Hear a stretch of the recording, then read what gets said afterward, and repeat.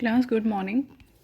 कल हम लोगों ने लास्ट लेक्चर में हम लोगों ने बात की थी कि हम किस तरीके से ओर्स को कंसंट्रेट करते हैं ताकि हम उसमें से मेटल्स को एक्सट्रैक्ट कर सकें, राइट। तो यहाँ तक हम लोग डिस्कस कर चुके हैं कि मेटल ओर को हम लोग कंसंट्रेट कैसे करेंगे। एक बार आपका मेटल ओर अगर कंसंट्रेट हो जाता है तो उसके बाद जो नेक्स्ट स्टेप होता है जो हम देखते हैं that is extraction of metals, right. So this is the step that we have to discuss today कि हम लोग एक्सट्रैक्ट कैसे करेंगे मेटल्स को। और उसके लिए हम बात कर चुके हैं कि हमारे जो मॉडरेट रिएक्टिविटी वाले मेटल्स होते हैं they generally exist in the form of carbonates और sulphides. Now this is really important step. ये आप लोगों ने पहले भी पढ़ा है 9th क्लास में, यू हैव दैट रेफरेंस कि हम लोग हमेशा कार्बोनेट्स और सल्फाइड ओर को पहले इन मेटल सल्फाइड्स को या फिर कार्बोनेट्स को हम पहले मेटल ऑक्साइड में कन्वर्ट करते हैं and only then we reduce this metal oxide in the form of metal. ऐसा हम क्यों करते हैं? ये क्वेश्चन बहुत बार पूछा जाता है that why metal sulphides are first converted into metal oxides to extract metal. Well, इसका रीज़न ये है क्योंकि मेटल सल्फाइड्स एंड कार्बोनेट्स को डायरेक्ट रिड्यूस करना मेटल के अंदर पॉसिबल नहीं है। पॉसिबल है आई मीन लेकिन कम्बर्सम है, ठीक है। तो ये प्रोसेस थोड़ा सा कम्बर्सम है, डिफ़िकल्ट है। लेकिन अगर आप मेटल सल्फाइड को पहले मेटल ऑक्साइड में कन्वर्ट करेंगे तो मेटल ऑक्साइड को हम इजीली बाद में मेटल के अंदर रिड्यूस कर सकते हैं। दैट्स द रीज़न कि हमें हमेशा मेटल सल्फाइड्स और कार्बोनेट्स को कन्वर्ट करना पड़ता है मेटल ऑक्साइड के अंदर। एंड उसके लिए हम लोग कौन सा प्रोसेस यूज़ करते हैं? उसके लिए हम लोग एक प्रोसेस यूज़ करते हैं। अगर आप मेटल सल्फाइड यूज़ कर रहे हैं तो आप उसे ऑक्साइड में कन्वर्ट करने के लिए यूज़ करते हैं रोस्टिंग का process, right. If you can remember it और रिकॉल इट। और अगर हम लोग कार्बोनेट सही रहे then we have to use calcination, okay. So here it is extraction of metal. Let's just have a look. It says that the concentrated ore is converted to a form that is easy to reduce. Generally, sulfide, carbonates, hydrates are converted to oxides which are then reduced to metal. तो यहाँ पे आपको करना क्या है? Conversion of ore to oxide. आप पहले उसे ऑक्साइड में कन्वर्ट करेंगे, देन आप क्या करेंगे? Reduction of oxide to metal. उसके बाद आप उसे मेटल ऑक्साइड को मेटल में कन्वर्ट कर देंगे। Now this process of converting ore to oxide can be done by two processes, calcination और रोस्टिंग, डिपेंडिंग अपॉन कि आपका जो ओर है वो किसका है। अगर कार्बोनेट है देन कैल्सिनेशन और अगर सल्फाइड है then roasting. Okay, let's just see कि हम लोग ये कैसे करते हैं। See over here, will consider both of these processes and we see कि इसमें डिफरेंस क्या है। Here, calcination is the process that is used to convert carbonates and hydrates into oxide. तो calcination आप यूज़ करते हैं जब आपको कार्बोनेट्स या हाइड्रेट्स को ऑक्साइड में कन्वर्ट करना होता है। Whereas रोस्टिंग आप यूज़ करते हैं जब आपको सल्फाइड ओर्स को कन्वर्ट करना होता है ऑक्साइड्स के अंदर। तो रोस्टिंग सल्फाइड के लिए होती है और कैल्सिनेशन कार्बोनेट्स और हाइड्रेट्स के लिए होती है। नाउ सी, आपको पता है कार्बोनेट्स के अंदर ऑलरेडी ऑक्सीजन प्रेजेंट है। तो अब अगर आपको इसको ऑक्साइड में कन्वर्ट करना है तो इसमें आपको एयर की या ऑक्सीजन की प्रेजेंस होना ज़रूरी नहीं है। That is why here in calcination air is not required. But if we talk about roasting then you know कि रोस्टिंग करते हुए हमें सल्फाइड को ऑक्साइड में चेंज करना है। तो आपके कंपाउंड में ऑलरेडी ऑक्सीजन प्रेजेंट नहीं है, आपको ऑक्सीजन की ज़रूरत है। तो इसीलिए it happens only in the presence of oxygen. यहाँ पे अगर हम बात करें तो टेम्परेचर इज़ क्वाइट हाई क्योंकि आपको CO2 और H2O एलिमिनेट कराना है। वेयर एज रोस्टिंग के अंदर the temperature is quite moderate for the reaction. यहाँ पर CO2 and H2O are expelled जबकि रोस्टिंग के अंदर SO2 गेट एक्सपेल्ड आउट।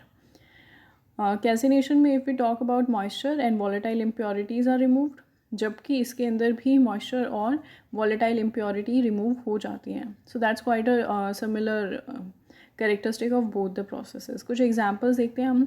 जैसे आपने जिंक कार्बोनेट लिया, इसको अगर आप हीट करेंगे बहुत हाई टेम्परेचर पे तो it will get converted into zinc oxide and CO2 will get expelled out. here CO2 will get expelled out. So this arrow suggests that this is a gas. Similarly, if you take any hydrate, this is alumina hydrate, तो इसको अगर आप heat करेंगे तो you will get alumina and water will get evaporated. Similarly, look over here, zinc sulfide आपने लिया, आपने zinc sulfide लिया यहाँ पर. जिंक सल्फाइड को अगर आप ऑक्सीजन के साथ रिएक्ट करा रहे हैं तो वो कन्वर्ट हो जाता है जिंक ऑक्साइड के अंदर और SO2 गैस निकल जाती है. सिमिलरली अगर आप लेड सल्फाइड को ऑक्सीजन के साथ रिएक्ट कराएंगे you will get the oxide of lead and SO2 gas will get expelled out. I hope this is clear to all of you. You guys may take the screenshot. I'll remove all the writings over here.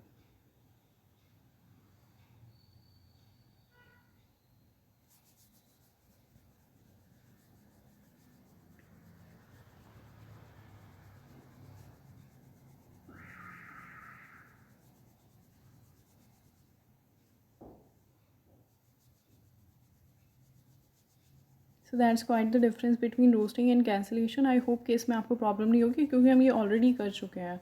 आप लोग पहले भी 9th-10th class में इसको refer कर चुके हैं. So here is the first step towards the extraction of metal. Okay. Let's just move on to the very next slide.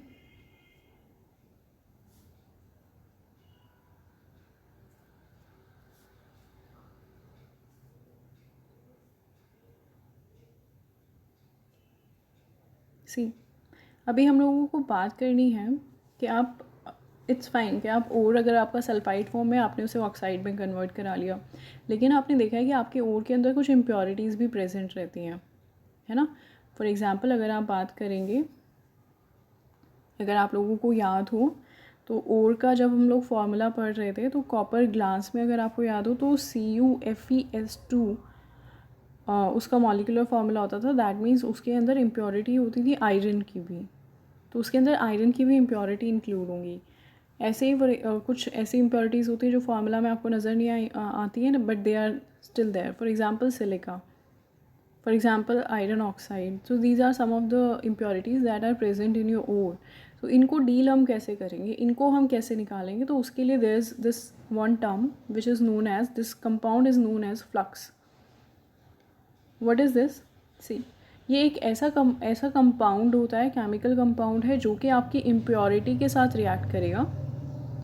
Impurity के साथ फ्लक्स जब रिएक्ट करेगा तो वो एक फ्यूजिबल प्रोडक्ट बनाएगा. दैट मीन्स दोनों फ्यूज़ हो जाएंगे आपस में and this fusible product is known as slag. So slag is what? It's nothing but the compound formed after the reaction of impurity and flux. Whereas flux is what?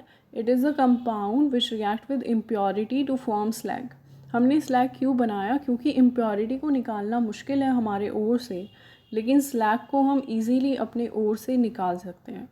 तो यानी कि जो पहले impurity remove करना थोड़ा हमारे लिए difficult था, now it has become quite simpler because अब वो स्लैग की फॉर्म में चला गया जिसकी फ़िज़िकल प्रॉपर्टीज़ भी अलग होती हैं जिसकी वजह से उसे निकालना या वहाँ से सेपरेट करना आसान हो जाता है.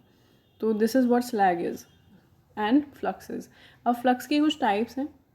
हमारे पास दो तरह के फ्लक्स होते हैं, एसिडिक फ्लक्स, बेसिक फ्लक्स.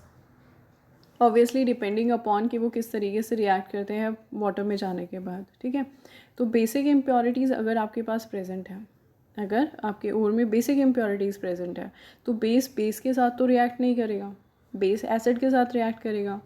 तो अगर आपके पास बेसिक इम्प्योरिटीज़ प्रेजेंट है ओर में तो आप यूज़ करेंगे acidic flux. Acidic flux for example silica. Silica एक एसिडिक फ्लक्स है और बोरेक्स भी आप यूज़ कर सकते हैं. तो कुछ एग्जांपल देखते हैं हम. जैसे FeO अगर आपके पास इम्प्योरिटी आपके पास FeO प्रेजेंट है ओर में तो आप सिलिका यूज़ करेंगे और ये दोनों मिलकर बना लेंगे slag and that slag is here ferrous silicate. You can see the molecular formula FeSiO3. तो दोनों आपस में फ्यूज़ हुए और उन्होंने बना लिया iron silicate. Similarly calcium oxide is a basic impurity, it is a basic compound. तो इसके साथ भी आपको एसिडिक फ्लक्स चाहिए. तो अगर हम यहाँ पर सिलिका की रिएक्शन करवाएंगे तो we will get calcium silicate as slag which is now easier to remove from the ore. On the very contrary अगर आपकी इम्प्योरिटी जो है वो एसिडिक है, अगर आपके पास एसिडिक इम्प्योरिटीज़ हैं जैसे कि SiO2 P2O5, तो क्या होगा, हम लोग यूज़ करेंगे basic flux, right. Basic flux कौन, अभी अभी आपने पढ़ा है बेसिक कौन कौन होता है। बेसिक है हमारे पास FeO, बेसिक कौन है FeO, बेसिक है हमारे पास CaO। तो ये कुछ बेसिक कंपाउंड्स हैं, तो इनको हम यूज़ कर सकते हैं। फॉर एग्जांपल अगर सिलिका खुद इम्प्योरिटी की तरह प्रेजेंट हो जाए, imagine if silica is present as impurity, that जो कि प्रेजेंट होती है हेमेटाइट के अंदर। हेमेटाइट में सिलिका नाम की इम्प्योरिटी होती है, तो उसको कैसे डील हम करेंगे, जब हमें आयरन निकालना होगा हम उसमें डालेंगे calcium carbonate. Calcium carbonate CaO दे देगा हमें टूट के, और CaO इसके साथ कंबाइन होकर फिर से कैल्शियम सिलिकेट बना लेगा, जो कि अभी स्लैग है। सिमिलरली आप कैल्शियम ऑक्साइड की जगह सीधा कैल्शियम कार्बोनेट भी डाल सकते हैं, तो कैल्शियम सिलिकेट बनेगा और CO2 गैस अलग से रिलीज हो जाएगी। सो this is how you deal with flux impurities, you deal with impurities using flux. This is all about flux. यहाँ से 1 नंबर की क्वेश्चंस कभी कभी आपसे पूछे जाते हैं कि फ्लक्स बताएं क्या होता है, एसिडिक फ्लक्स का एग्जाम्पल और बेसिक फ्लक्स का example. So you must know about it, तो इट्स नॉट दैट डिफ़िकल्ट। चलो now moving on to the very next step.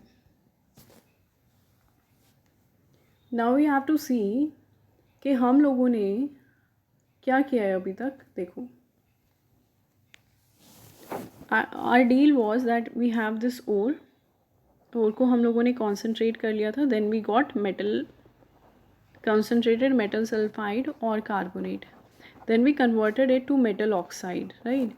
अब metal oxide को हमें reduce कराना है और convert कराना है metal में, this is our deal, ठीक है। ये हमें करना है यहाँ पे, तो हम इसको कैसे करें, आपको पता है कि क्या है।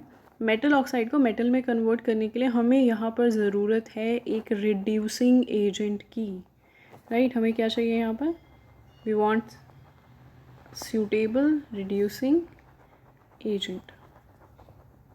और ये एजेंट हम लोग कैसे चूज़ करेंगे, यही सारा प्रिंसिपल यहाँ पे हमें काम देगा, और यही थोड़ा सा इम्पॉर्टेंट है, इसको हमें समझना है। रिड्यूसिंग एजेंट तो बहुत सारे, हम कोई भी मेटल डाल के रिड्यूस करा सकते हैं, हमने पहले भी इसके बारे में बात की थी। आप लोग कहेंगे कि मैम मेटल से, ये जो प्रेजेंट मेटल है, ये वाला जो मेटल है, इससे ज़्यादा कोई भी रिएक्टिव मेटल ले लो आप, वो इसे डिस्प्लेस कर देगा और ये रिड्यूस हो जाएगा, तो इससे ज़्यादा रिएक्टिव मेटल डाल देते हैं हम। लेकिन इमेजिन अगर इससे ज़्यादा रिएक्टिव मेटल आपने डाल दिया, फॉर एग्जांपल आप लिथियम ले रहे हैं, आप सोडियम ले रहे हैं, तो आपको पता है उनकी रिएक्शन कितनी वोलेटाइल होती है, तो उन रिएक्शंस को क्या आप इंडस्ट्री में कैरी कर सकते हैं, क्या वो उस एनवायरनमेंट में suitably can they be carried out, no, it won't be possible. तो या फिर ऐसा हो सकता है कि जो आप डाल रहे हैं वो मेटल बहुत महंगा हो, उतना उससे भी महंगा जो आप निकाल रहे हो, तो ये भी इंडस्ट्री के प्रिंसिपल्स के अगेंस्ट है। मैंने आपको पहले भी बताया, इंडस्ट्री को तो प्रॉफिट पे रन करना है, तो ये सारे फैक्टर्स हमें देखने पड़ेंगे कि वो रिएक्शन किस टेम्परेचर पर हो रही है। मान लो रिडक्शन हो रहा है, लेकिन रिडक्शन हो रहा है 2000 केल्विन पर, तो वो भी बहुत मुश्किल है अचीव कर पाना, उसको मेंटेन करने में भी बहुत प्रॉब्लम आएगी, बहुत ज़्यादा एनर्जी उसके लिए भी चाहिए। और ये भी हो सकता है कि रिडक्शन हो रही है, ठीक है, टेम्परेचर भी ज़्यादा नहीं चाहिए, महंगा भी नहीं है मेटल, रिडक्शन हो रही है, लेकिन इसकी जो एफिशिएंसी है रिएक्शन की, दैट इज़ समवट 20% और 30%। तो इसका मतलब ये है कि अगर आपने 1000 ग्राम मेटल ऑक्साइड लिया तो आपको 20 या 30 ग्राम ही मेटल मिलेगा, तो यील्ड बहुत कम है, यानी कि प्रोडक्ट बहुत कम मिल रहा है, तो इससे भी आपका लॉस हो जाएगा। तो ये भी इंडस्ट्री में हम लोग नहीं कर सकते। तो ये सारे फैक्टर्स को ध्यान में रखते हुए हमें एक सूटेबल रिड्यूसिंग एजेंट अपने लिए चूज़ करना है, जो कि इकोनॉमिकली भी इफ़ेक्टिव हो, जो यील्ड अच्छी दे, जो ऐसी रिएक्शन जो कि हम लोग नॉर्मली कर सकें, जो प्रैक्टिकली पॉसिबल हो, टेम्परेचर्स और बहुत हार्श या एक्सट्रीम कंडीशंस नहीं होनी चाहिए। तो ये सारी बातें ध्यान में रखते हुए अब हम लोगों को रिडक्शन करनी है और नेक्स्ट प्रोसेस कैरी करना है, ठीक है। तो इसके लिए अभी हम लोग देखेंगे कि किस तरीके से केमिस्ट्री या थर्मोडायनेमिक प्रिंसिपल्स हमारे काम में आते हैं। This is going to be quite important, तो इसको हम लोग थोड़ा ध्यान से देखेंगे। चलो, उससे पहले देयर सम सिंपल रिडक्शंस जो कि हम कर सकते हैं, देखते हैं कौन कौन से हैं, वो क्या है। Okay, so the next step is conversion of oxide of the metal to the metallic form. Metallic में आपको उसको कन्वर्ट करना है from metal oxide. So the process of extraction of metal by heating the metal oxide with suitable reducing agent is called thermal reduction or pyrometallurgy. This term is quite important and has been asked a number of times for 1 mark. That is, what is pyrometallurgy? So the process of extraction of metal by heating the metal oxide with a suitable reducing agent is known as pyrometallurgy. See, pyro stand for heating. Pyro का मतलब होता है heat करना, ठीक है. It is related to your temperature, your heat. And metallurgy, extraction of metal. तो heat करके metal को निकालना इज़ नोन एज पायरोमेटलर्जी, ठीक है. तो इसको हम कैसे कर सकते हैं? एक तो बहुत ही आसान तरीका हमारे पास है सेल्फ रिडक्शन या फिर ऑटो रिडक्शन. तो जो थोड़े कम रिएक्टिव हमारे पास मेटल्स होते हैं वो ऐसा दिखाते हैं. For example lead sulphide, mercurous sulphide and copper sulphide. तो ये क्या करेंगे? ये सेल्फ रिडक्शन में जाते हैं. फॉर एग्जांपल देखो, अगर आपने मर्क्यूरस सल्फाइड लिया, मर्क्यूरिक सल्फाइड आपने लिया, अगर सिनेबार आपने लिया, उसको ऑक्सीजन की प्रेजेंस में हीट कराया, लेकिन ऑक्सीजन आपने लिमिटेड रखी, तो कुछ मर्क्यूरस सल्फाइड मर्क्यूरी में रिड्यूस हो जाएगा और कुछ SO2 बन के निकल जाएगा. अब ये जो HGS था वो कुछ रिएक्ट करके ऑक्सीजन के साथ HGO बना सकता है. क्योंकि आपने लिमिटेड सप्लाई दी है ऑक्सीजन की, तो क्या होगा कि ये जो HGO बना है ये कुछ ही बनेगा, बाकी किस में पड़ा रह जाएगा? HGS की फॉर्म में. तो अब ये HGO और HGS आपस में रिएक्ट करेंगे. और देखो, इसी को बोलते हैं हम सेल्फ रिडक्शन, कि मर्क्यूरी खुद ही को रिड्यूस कर रहा है. कैसे? यहाँ पर सल्फ़र इस ऑक्सीजन के साथ कंबाइन करेगा और SO2 बना देगा और ये दोनों मर्क्यूरी निकल जाएंगे. तो इस तरीके से आपको मेटल मिल जाएगा बाय ऑटो रिडक्शन. कॉपर भी बिल्कुल सेम इसी तरीके से रिएक्शंस देता है. आप उसका पार्शियल ऑक्सीडेशन कराएं, कुछ क्यूप्रस सल्फाइड बच जाएगा, कुछ क्यूप्रस ऑक्साइड बन जाएगा, दोनों आपस में रिएक्ट करके कॉपर में रिड्यूस हो जाएंगे और SO2 निकल जाएगी.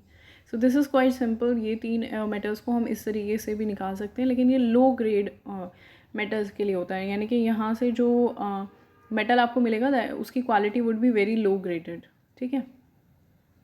ओके, नेक्स्ट इज़ कि जिनके लिए ऐसा नहीं है, जो सेल्फ रिडक्शन में नहीं जा सकते, जो खुद ही रिड्यूस नहीं हो सकते, उनके लिए हमें चाहिए एक अच्छा इफ़ेक्टिव रिड्यूसिंग एजेंट, राइट. हमें उन रिएक्शंस के लिए, उन मेटल्स को कैरी करने, उन मेटल्स की रिडक्शन को कैरी करने के लिए एक क्या चाहिए? हमें चाहिए एक effective reducing agent. Now see कि हम लोग वो कैसे निकालेंगे या हम लोग कैसे पता करेंगे उसका. तो वो इधर देखेंगे हम लोग.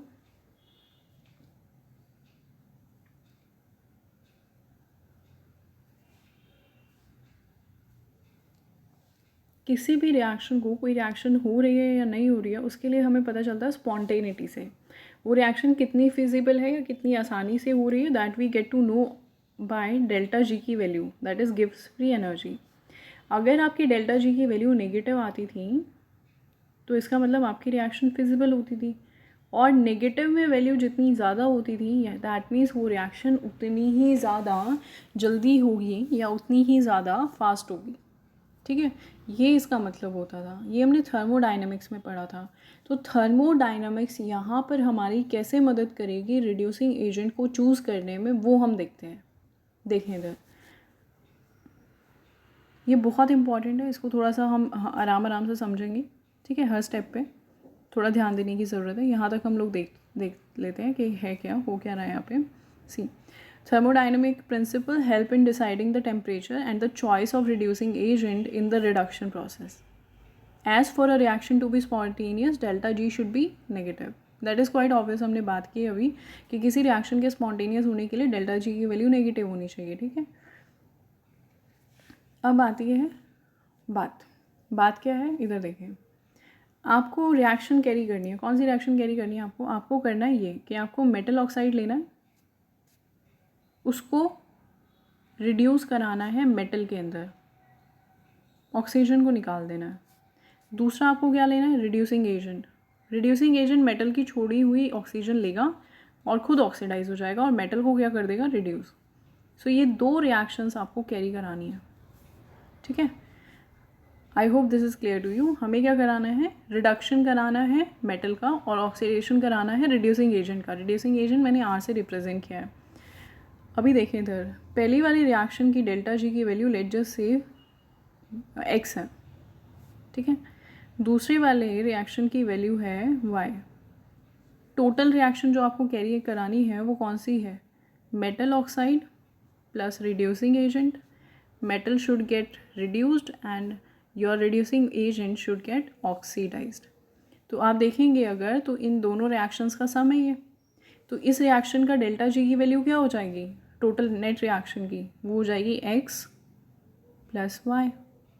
Right, X plus Y. तो ये वाली रिएक्शन जो आपको कैरी करानी है इसके डेल्टा जी की वैल्यू एक्स प्लस वाई क्या होनी चाहिए आपके पास? आपके पास होनी चाहिए नेगेटिव. अगर दोनों नेट रिएक्शंस की डेल्टा जी की वैल्यू नेगेटिव आ जाती है that means this overall reaction is feasible. ये रिएक्शन हो सकती है. राइट, अगर बहुत ज़्यादा नेगेटिव आती है दैट मीन्स ये रिएक्शन बहुत ईजीली हो सकती है. अगर डेल्टा जी की वैल्यू नेगेटिव में कम आती है तो इसका मतलब रिएक्शन होगी लेकिन इतनी इफ़ेक्टिवली नहीं होगी. फॉर एग्जांपल अगर हम कंपेयर करें, एक आर की वैल्यू आपने मान लो कॉपर ली और आपके पास डेल्टा जी की वैल्यू -200 किलो जूल पर मोल आई, और अगर आपने इसकी वैल्यू ली इसके लिए आपने ले लिया जिंक, उसके लिए अगर आपकी वैल्यू आ रही है -500 किलो जूल पर मोल, सी इसके लिए अगर आ रही है -500 किलो जूल पर मोल, तो ऑब्वियसली आप किस में ज़्यादा फिजिबल रिएक्शन देखेंगे? जिंक में. तो कौन सा अच्छा रिड्यूसिंग एजेंट आपके पास रहेगा? जिंक. तो आप क्या प्रेफर करेंगे कॉपर के ऊपर? जिंक को प्रेफर करेंगे as reducing agent. I hope this is clear to you. मैंने बात की है यहाँ पर थर्मोडाइनमिकली कोई रिएक्शन तभी पॉसिबल होती है जब उस रिएक्शन के लिए डेल्टा जी की वैल्यू आपके पास नेगेटिव में हो. नेगेटिव में वो वैल्यू जितनी ज़्यादा होगी आपके लिए रिडक्शन कर पाना उतना ही आसान हो जाएगा. तो यहाँ पे हमारे पास दो इंडिविजुअल रिएक्शन है. पहली वाली रिएक्शन में मेटल रिड्यूस हो रहा है, दूसरी वाली रिएक्शन में हमारा रिड्यूसिंग एजेंट ऑक्सीडाइज हो रहा है. ठीक है, इन दोनों की जो डेल्टा जी की वैल्यू है उसको जोड़ने पर, उसका सम करने पर नेगेटिव आनी चाहिए आंसर, और नेगेटिव में जितनी ज़्यादा होगी रिएक्शन उतनी ही अच्छी होगी. I hope this is clear to you. This is a very basic principle for the feasibility of any reaction that we have done in thermodynamics. तो थर्मोडाइनमिक्स में हमने देखा था कि अगर आपको किसी भी रिएक्शन की फिजिबिलिटी देखनी है तो हम लोग सिर्फ एंथैल्पी से नहीं डिसाइड कर सकते थे. एंथैल्पी हमें बस बताती है कि रिएक्शन एक्सोथर्मिक होगी या एंडोथर्मिक होगी. रिएक्शन पॉसिबल है या नहीं है ये बात हमने कैसे देखी थी? ये बात हमने डेल्टा जी से डिसाइड की थी. तो डेल्टा जी की वैल्यू नेगेटिव होने पर ही कोई रिएक्शन फिजिबल होती थी. तो अब हम इस प्रिंसिपल को यूज़ करके किस तरीके से रिड्यूसिंग एजेंट चूज़ करेंगे, दैट्स अ चैलेंज. तो इधर देखेंगे अभी हम कैसे करना है. हमें डेल्टा जी की वैल्यू जो है दैट इज़ टेम्परेचर डिपेंडेंट. ठीक है, आपको पता है जैसे जैसे टेम्परेचर ऊपर नीचे होगा डेल्टा जी की वैल्यू भी ऊपर नीचे हो जाएगी. चलें आगे देखें. So the sum of delta G values of reduction of metal oxide and oxidation of reducing agent should be negative. जो अभी हमने डिस्कस किया, मेटल की ऑक्साइड का रिड्यूस होना और रिड्यूसिंग एजेंट का ऑक्सीडाइज होना, दोनों रिएक्शन का जो सम होना चाहिए डेल्टा जी का that should be negative. The more the negative value means more yield और इफेक्टिव रिएक्शन. डेल्टा जी की वैल्यू नेगेटिव में जितनी ज़्यादा होगी इसका मतलब आपकी रिएक्शन उतनी ही ज़्यादा इफ़ेक्टिव है, या उसकी वैल्यू या उसका ईल्ड, उसकी प्रोडक्ट का जो अमाउंट है वो उतना ही ज़्यादा होगा. चलो ये तो थर्मोडाइनमिक प्रिंसिपल की बात हम लोगों ने कर ली है कि ये सब कुछ थर्मोडाइनमिक्स हमें बता देती है, लेकिन इसका एप्लीकेशन हम लोग रिड्यूसिंग एजेंट चूज़ करने में कैसे करेंगे? उसके लिए हमारे पास एक बहुत अच्छा ग्राफ है, या एक बहुत साइंटिस्ट ने बहुत अच्छा हमारे पास असेंबली दे के गए हैं, दैट इज़ एलिंगम. एलिंगम ने हमें एक डायग्राम दिखाया जिसमें हमारे पास ग्राफिकल रिप्रेजेंटेशन है डेल्टा जी और टेम्परेचर की, कि किस तरीके से किसी भी रिएक्शन का डेल्टा जी डिपेंड करेगा टेम्परेचर पर. और इसी डायग्राम की हेल्प से हम लोग चूज़ कर सकते हैं कि कौन सा रिड्यूसिंग एजेंट हमारी रिएक्शन के लिए बेटर है, या कौन सा ऐसा रिड्यूसिंग एजेंट है जो हमारे मेटल ऑक्साइड को रिड्यूस कर पाएगा. That we have to see. चलें इसका आप लोग स्क्रीनशॉट ले सकते हैं. Then we will move on to the very next slide.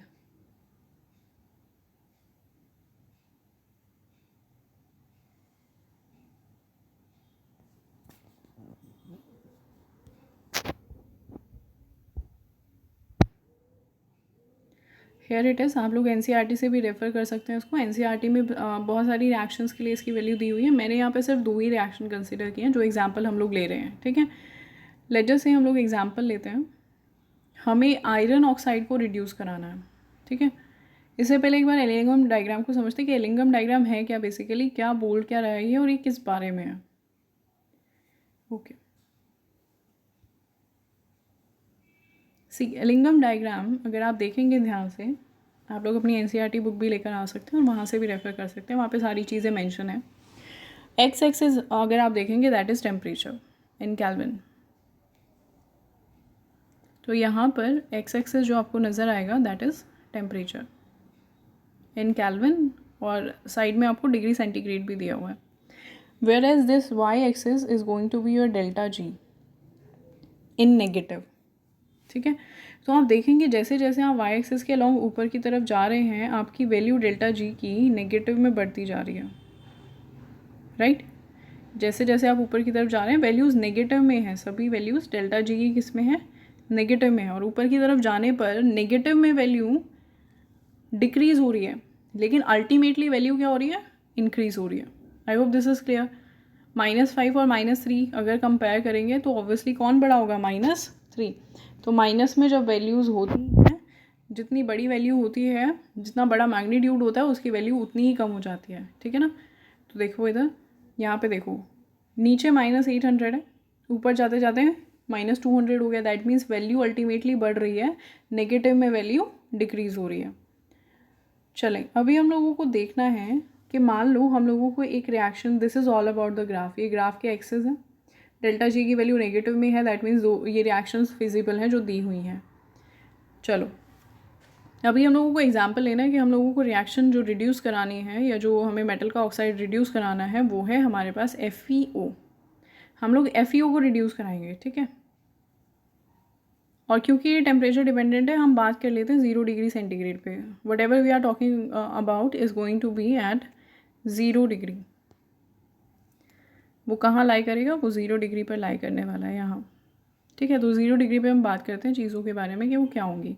हमें जो रिएक्शन करवानी है वो कौन सी रिएक्शन है, इधर देखो, हमें रिएक्शन करानी है ये FeO जो है हमारा वो रिड्यूस होना चाहिए Fe के अंदर और O2 के अंदर, ठीक है। ऑब्वियसली यही होगी रिडक्शन की तो रिएक्शन। तो FeO is getting converted into Fe plus O2। इसके लिए डेल्टा जी की वैल्यू हम लोग देखते हैं क्या होगी। इधर देखो आपको रिएक्शन दे रखी है Fe plus O2 gives 2 FeO। देखो यहाँ पे आयरन ऑक्सीजन के साथ रिएक्ट करके ऑक्सीडाइज हो रहा है, नज़र आ रहा है। FeO2 के साथ रिएक्ट करके FeO बना रहा है, ऑक्सीडाइज हो रहा है। लेकिन हमें करवाना क्या है, करवाना तो हमें क्या है, इसका रिडक्शन। देखो FeO को हमें कन्वर्ट कराना है Fe और O2 में। तो अगर आप दोनों रिएक्शंस को कंपेयर करेंगे, इसको जस्ट अ सेकेंड, अगर आप कंपेयर करेंगे जो रिएक्शन ग्राफ में लिखी है उसको और जो हमें करानी है उसको, एक तो आप ऑब्जर्व करोगे बिल्कुल उल्टी है ये। देखो ये वाली रिएक्शन और ये वाली रिएक्शन बिल्कुल उल्टी है। एलिंगम डायग्राम में जितनी भी रिएक्शंस हैं वो सब ऑक्सीडेशन रिएक्शंस दी हुई हैं आपको। क्या दी हुई हैं, सब ऑक्सीडेशन रिएक्शन। अगर आप एनसीईआरटी है आपके पास अभी तो आप उसमें से देखो, सब के सब ऑक्सीडेशन रिएक्शंस हैं। जैसे यहाँ पर नीचे देख सकते हो carbon plus oxygen give CO, तो यहाँ पे कार्बन ऑक्सीडाइज हो रहा है। तो ये सभी रिएक्शंस ऑक्सीडेशन रिएक्शंस हैं। तो एलिंगम डायग्राम के अंदर हर ऑक्सीडेशन रिएक्शन का डेल्टा जी आपको दिखाया गया है अगेंस्ट टेम्परेचर, ठीक है। तो हमें तो रिएक्शन उल्टी चाहिए, हमें क्या चाहिए, इसको पलट देना है हमें। यहाँ पर देखो हमने पलट दिया, तो अगर हम इस रिएक्शन को पलट देंगे, इसका डेल्टा जी देखो 0 डिग्री पर कितना है, ये देखो यहाँ पर लाई कर रहा है ना, यहाँ पर कितना हुआ फिर ये, इट्स समथिंग अबाउट 480 -480। इस रिएक्शन का डेल्टा जी वैल्यू अगर -480 किलो जूल पर मोल है तो इस रिएक्शन की रिवर्स रिएक्शन का क्या हो जाएगा। अगर हम रिएक्शन को पलटते हैं तो साइन क्या हो जाता है एनर्जी का, अपोजिट हो जाता है। तो अगर इस रिएक्शन की डेल्टा जी की वैल्यू -480 किलो जूल पर मोल है तो इससे उल्टी रिएक्शन करने पर क्या हो जाएगी, +480 किलो जूल पर मोल। राइट, समझ आया? चलो, तो ये वो रिएक्शन है, ये तो हमने मेटल को रिड्यूस कराने वाली रिएक्शन का डेल्टा जी देख लिया। अब हम बात करेंगे रिड्यूसिंग एजेंट हमें कौन सा चाहिए। तो रिड्यूसिंग एजेंट चूज़ करने के लिए मैंने अभी एग्जांपल लिया है कार्बन का। लेट्स जस्ट से कि हम लोग कार्बन को यूज़ कर सकते हैं एज रिड्यूसिंग एजेंट या नहीं। तो अगर हम कार्बन लेंगे तो कार्बन के ऑक्सीडाइज होने के डेल्टा जी की वैल्यू कितनी है? It's something 220 kelvin. तो चलो, ये रिएक्शन तो हमें एज इट इज़ चाहिए, हमें तो कार्बन का ऑक्सीडेशन ही कराना है। तो कार्बन की ऑक्सीडेशन की डेल्टा जी की वैल्यू कितनी आई? -220 किलो जूल पर मोल। तो एलिंगम डायग्राम आपको हर रिएक्शन के डेल्टा जी की वैल्यू बता देगा।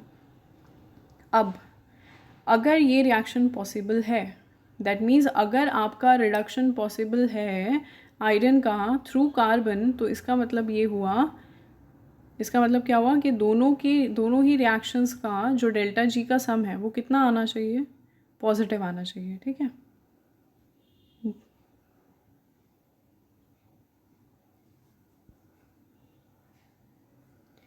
अब हम इसको लगा के देखते हैं। दोनों ही रिएक्शंस के डेल्टा जी की वैल्यू हमारे पास है, हम लोग अप्लाई करके देखते हैं कि ये पॉसिबल है रिएक्शन या नहीं है। तो देखो इधर -220 + 480, दोनों को ऐड करोगे तो कितना आएगा वैल्यू? हमारे पास आएगा 260 किलो जूल पर मोल पॉजिटिव का। यानी कि अगर हम बात करते हैं 0 केल्विन के ऊपर, तो 0 केल्विन पे ये रिएक्शन पॉसिबल नहीं है क्योंकि इसके डेल्टा जी की वैल्यू पॉजिटिव है। यानी कि 0 केल्विन पर आप ऐसा नहीं कर सकते। क्यों नहीं कर सकते? आप यहाँ से भी देख सकते हो। देखो, इस चीज़ को बहुत ध्यान से समझना। एलिंगम डायग्राम अगर पढ़ना आ गया तो आपको कोई भी कैलकुलेशन करनी ही नहीं पड़ेगी। ठीक है, ये बार बार करने की ज़रूरत नहीं पड़ेगी आपको। तो लेट्स जस्ट सी कि कैसे हम लोगों को करना है। एलिंगम डायग्राम को रीड हम कैसे करेंगे वो हम देखते हैं। लेट्स जस्ट सी, इधर देखो, जो रिएक्शन आपको करानी है, जिसका आपको रिडक्शन कराना है, मैंने पहले भी बोला इस डायग्राम में सब ऑक्सीडेशन रिएक्शन है, तो जिसका भी आपको रिडक्शन कराना है, यहाँ पे हमें इसका रिडक्शन कराना है, इस वाली रिएक्शन का हमें रिडक्शन कराना है। इसके रिडक्शन के लिए कंडीशन क्या होनी चाहिए? इसका जो डेल्टा जी है वो पलट जाएगा। क्यों? क्योंकि अभी हमें ऑक्सीडेशन मिला हुआ है और हमें कराना है रिडक्शन। तो अगर आप इसका रिडक्शन कराओगे तो डेल्टा जी की वैल्यू किस में चली जाएगी? पॉजिटिव में।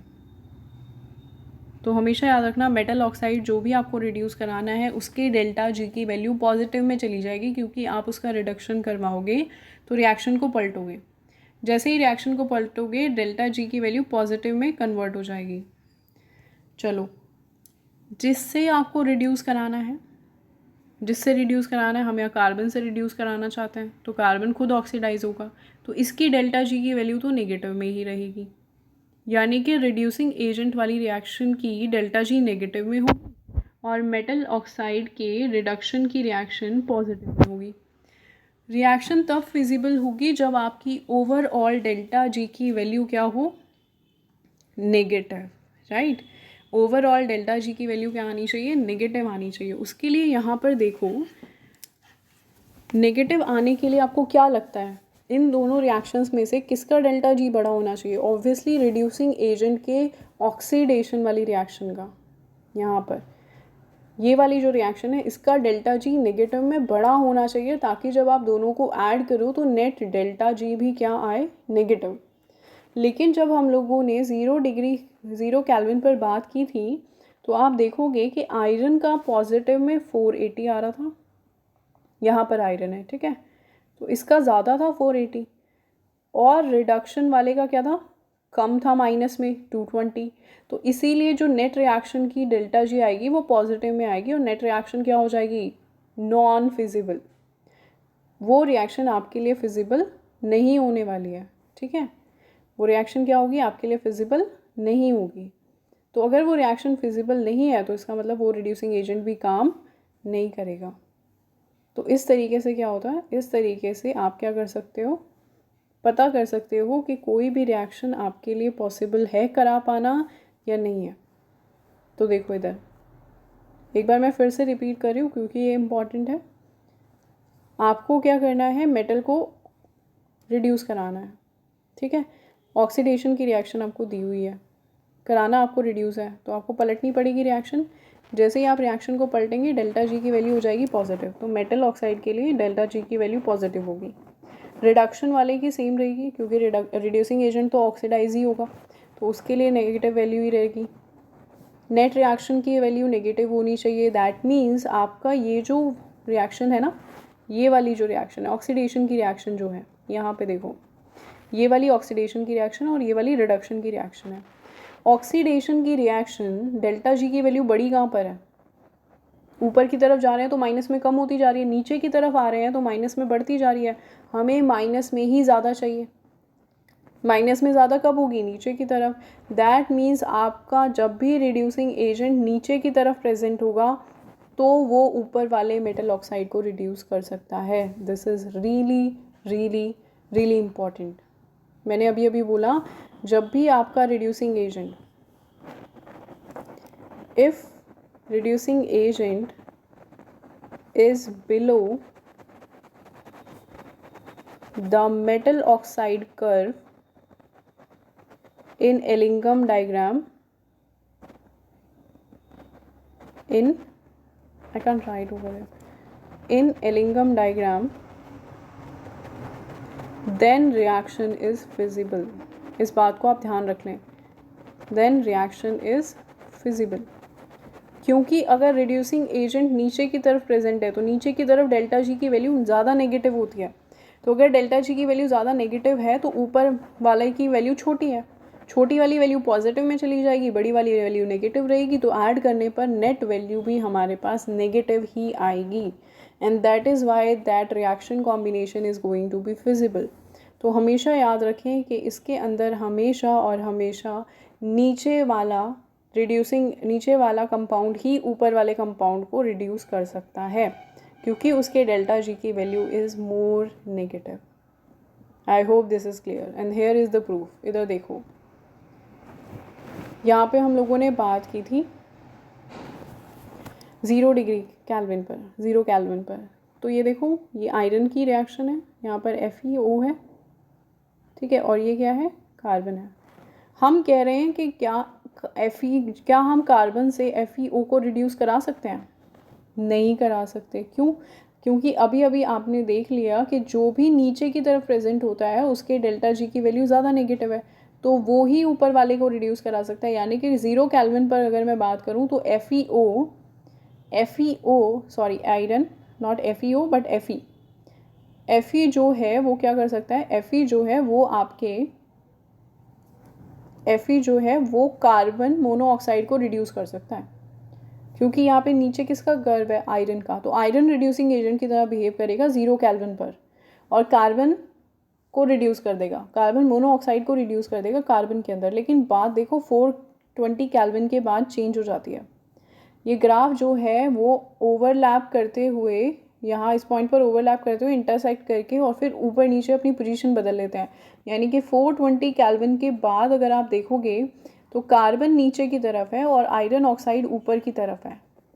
यानी कि 420 केल्विन के बाद आप कार्बन को यूज़ कर सकते हैं as a reducing agent for iron oxide. Iron oxide को रिड्यूस कराने के लिए आप कार्बन को यूज़ कर सकते हैं, लेकिन 420 केल्विन के बाद, क्योंकि 420 केल्विन के बाद डेल्टा जी की वैल्यू कार्बन के लिए ज़्यादा नेगेटिव होने वाली है। And if you don't believe me, तो आपको क्या करना है, आपको कुछ नहीं करना, सीधा सीधा आप दोनों की कॉम्बिनेशन रिएक्शंस लिख कर देख लो, आपको समझ आ जाएगा। 0 केल्विन पर तो हम देख ही चुके हैं, पॉजिटिव आई है, राइट।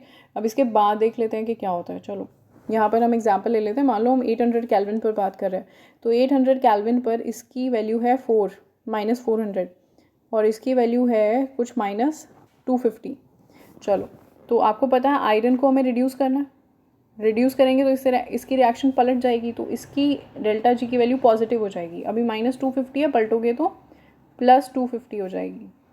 ये रिएक्शन एज इट इज़ रहेगी, क्योंकि रिड्यूसिंग एजेंट को ऑक्सीडाइज होना है, तो इसकी वैल्यू रहेगी -400 केल्विन ही। आप दोनों का टोटल करो। अब अगर आप टोटल करेंगे तो आपकी वैल्यू आएगी डेल्टा जी की -150 kilo joule per mole. That means now your reaction is feasible. I hope this is clear to everyone. और जितना जितना आप टेम्परेचर बढ़ाएंगे उतना उतना ये गैप बढ़ता चला जाएगा, यानी कि डेल्टा जी की वैल्यू उतनी ही ज़्यादा नेगेटिव होती चली जाएगी। ये देखो, अगर मैं बात करूँ 1200 केल्विन पर, 800 केल्विन पर इतना एनर्जी डिफरेंस है, ठीक है, तो डेल्टा जी की वैल्यू -150 आई है। 1200 केल्विन पर अगर मैं बात करूँ तो डेल्टा जी की वैल्यू क्या आएगी, और भी ज़्यादा, let just say -570 kelvin, kilo joule per मोल। तो यानी कि अब ये रिएक्शन और भी ज़्यादा ना सिर्फ फिजिबल हो गई, ये बहुत ज़्यादा आसान हो गई है। यानी कि जैसे जैसे आप टेम्परेचर बढ़ाएंगे वैसे वैसे आपके आयरन का रिडक्शन यूजिंग कार्बन आसान हो जाएगा। And this is what Ellingham diagram is all about. तो आप बस एलिंगम डायग्राम को देख कर वहीं से पता लगा सकते हैं कि कौन किसके लिए रिड्यूसिंग एजेंट की तरह बिहेव करेगा, एंड मोर ओवर किस टेम्परेचर पर करेगा, ठीक है। क्योंकि अगर मैं कहूँ कि कार्बन जो है वो रिड्यूसिंग एजेंट है आयरन ऑक्साइड के लिए, तो ये बात सही नहीं है। ये बात सही तब है जब हम टेम्परेचर मेंशन करें, बिकॉज 420 केल्विन से बिलो ये रिएक्शन या ये कॉम्बिनेशन काम नहीं करता। इसके लिए डेल्टा जी की वैल्यू पॉजिटिव आ रही है। But above 420 kelvin, yes, carbon can be used as reducing agent for iron oxide. तो इस तरीके से डेल्टा जी की वैल्यू ले करके हम लोगों ने ये देखा कि हम किस रिड्यूसिंग एजेंट से अपना अपना मेटल ऑक्साइड रिड्यूस करवा सकते हैं, मोर देन दैट किस टेम्परेचर पे करा सकते हैं। तो इस तरीके से वो एक सिंपल सी रिएक्शन जो हम लोगों ने थ्योरेटिकली पढ़ी थी, वो equation that delta G is equal to delta H minus T delta S, वो यहाँ पर अप्लाई की गई, और यहाँ से हम लोगों ने पता लगाया कि हमारा कौन सा ऐसा एजेंट है जो कि इफ़ेक्टिवली रिड्यूस कर देगा मेटल ऑक्साइड को। Okay, I hope this Ellingham diagram is clear to you, because this is really really important. Competitive exam में भी बहुत बार इससे सवाल आते हैं। तो इसको हम एक बार देख लेते हैं। 0 केल्विन के ऊपर हम लोगों ने देख लिया था, डिस्कस कर लिया था। But above 420 kelvin the curve of two reaction interchanges their relative positions. तो कार्बन मोनोऑक्साइड के डेल्टा जी की वैल्यू हो गई -400 और इसकी हो गई +210, तो इसीलिए नेट रिएक्शन आई थी -190। यानी कि above 420 kelvin carbon can be used as reducing agent for the reduction of iron oxide. That means इससे हमने क्या रिलेशन निकाला या क्या कॉन्क्लूजन हमने निकाला that the oxide can be reduced by any compound present below it in Ellingham diagram. जो भी हमें रिड्यूस कराना है मेटल, वो रिड्यूस कराया जा सकता है किन कंपाउंड्स के थ्रू या किन एटम्स के थ्रू जो एलिंगम डायग्राम है उससे नीचे की तरफ प्रेजेंट है। तो नीचे वाले लाइंस जो हैं वो ऊपर वाली लाइन को रिड्यूस कर सकते हैं, because the reduction of oxide will have positive delta G value and will require the oxidation of reducing agent to be more and more negative, which is possible only if the reducing agent is present below the oxide in diagram, क्योंकि नीचे की तरफ जाने पर ही Ellingham diagram में negative में values बढ़ती हैं। तो जितना नीचे जाओगे नेगेटिव में वैल्यू उतनी ही बढ़ेगी। तो इसीलिए रिड्यूसिंग एजेंट नीचे की तरफ होना चाहिए, क्योंकि उसी की डेल्टा जी की वैल्यू नेगेटिव में रहती है। मेटल ऑक्साइड की तो पॉजिटिव में चली जाएगी, तो पॉजिटिव में जाएगी तो ऊपर की तरफ होना चाहिए मेटल ऑक्साइड, और रिड्यूसिंग एजेंट का होना चाहिए नीचे की तरफ। I hope this is clear to everyone, क्योंकि एज आई हैव सेड कि ये बहुत इंपॉर्टेंट है and question have been asked from it again and again. This is also very important from the competitive point of view. यहाँ से सवाल पूछे जा सकते हैं, because this concept is really important. क्योंकि आप सोचोगे आपने अभी तक यहाँ पे से न्यूमेरिकल ही सॉल्व किए हैं, ठीक है, आपने अभी तक सिर्फ न्यूमेरिकल्स देखे हैं कि किस तरीके से डेल्टा जी की इक्वेशन लगा के delta G is equal to delta H minus T delta S हम लोगों ने प्रूव कर लिया, थ्योरेटिकली निकाल लिया, उसके न्यूमेरिकल सॉल्व कर लिया। लेकिन ये क्या आपने सोचा था कि इस इक्वेशन को यूज़ करके हम लोग आयरन को निकाल रहे होंगे from its ore, right? This is what the application of these equations. ऐसा ही नहीं है कि सिर्फ थ्योरेटिकली ये इक्वेशंस हमारे काम आती हैं, बट प्रैक्टिकली हम लोग इन्हें यूज़ करते हैं। और जैसे अभी आपने देखा कि कितना अच्छा इसका एप्लीकेशन है यहाँ पे, कि आप ये पता लगा सकते हो कि भाई मैं अपना कौन सा रिड्यूसिंग एजेंट यूज़ करूँ। तो इस तरीके से काम होता है, पता है, इंडस्ट्रीज़ में या लेबोरेटरीज़ में आप पेन पेपर लेते हो, उसके ऊपर रिएक्शंस डिज़ाइन करते हो, उसके बाद आप देखते हो कि ये जो मैंने डिज़ाइन किया है ये काम, इसका कितना इनपुट मुझे देना पड़ेगा और इसका आउटपुट कितना है। तो हम जो अभी कर रहे हैं क्लासरूम्स में बैठकर, वो पहला स्टेप है। लेकिन जब हम प्रैक्टिकली उन चीज़ों को करते हैं तो हमें आगे उनके ऊपर चीज़ें अप्लाई करनी पड़ती है। कि डेल्टा जी की वैल्यू चलो ठीक है नेगेटिव आ गई, लेकिन नेगेटिव आ गई तो कितनी नेगेटिव आई और किस टेम्परेचर पर आई, तो क्या मैं वो टेम्परेचर हमारी इंडस्ट्री में मेंटेन करके रख सकता हूँ, क्या हमारे पास वो एपरेटिसेस या मशीन्स हैं कि हम लोग, या इतनी एनर्जी है कि हम लोग इतना टेम्परेचर प्रोड्यूस कर सकें। ठीक है, हमारे पास इतने रिसोर्सेज या इतनी एनर्जी नहीं है, तो हमें क्या करना पड़ेगा, ये वाला रिड्यूसिंग एजेंट की जगह हमें ये वाला रिड्यूसिंग एजेंट यूज़ करना चाहिए। तो इस तरीके से ये जो प्रिंसिपल्स हैं ये हमारी मदद करते हैं टू चूज़ प्रैक्टिकल अप्रोच, कि हमें प्रैक्टिकली किस तरीके से हमारे एक्सपेरिमेंट को आगे लेकर जाना है। ठीक है, so this is what it's all about thermodynamic principle. This is it for today. The Lingam diagram, as I have told you, is quite important. So it's my suggestion कि यहाँ तक आप लोग NCERT से ज़रूर रीड करें इस चीज़ को।